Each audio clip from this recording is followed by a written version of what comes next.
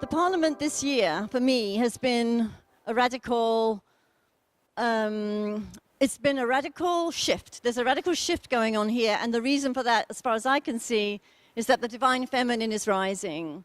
Wow. So what happened in the 1993 Parliament, that there were no women being represented as religious leaders. So gradually, since 1993, when the Parliament was in Chicago, the presence of the feminine has been increasing. This year, I submitted proposals to do a ceremony for women at the Parliament, to open the Parliament, and without me doing anything about it, that's exactly what happened. And the presence of women in this Parliament, for me, has made the whole ambience so much more connected, so much more flowing, so much sweeter, actually.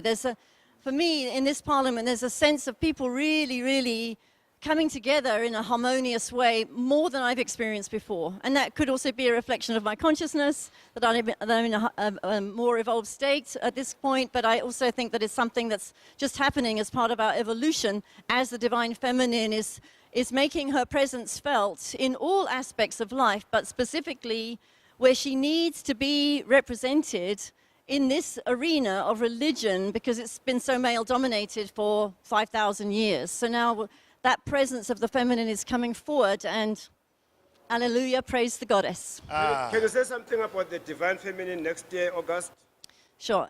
So Musi held the first birthing of the divine feminine last year in August 2017, and we had Reverend Michael speaking. We had Lisa Nichols from the USA. Both of them were in The Secret movie. We had Bishop Pearson, and we had Bishop Jackson. Yeah, Who else was there? We did gender reconciliation. We did gender reconciliation at the end of the Parliament. At the end of the event, Bishop Jackson and I. Many people were healed today. Yeah, we led the men and the women through a beautiful forgiveness process, so that they could actually embody and integrate some of the information that they'd been hearing over the course of that day. And there was another speaker. Oh, your wife spoke. Reverend Gina spoke. Yeah.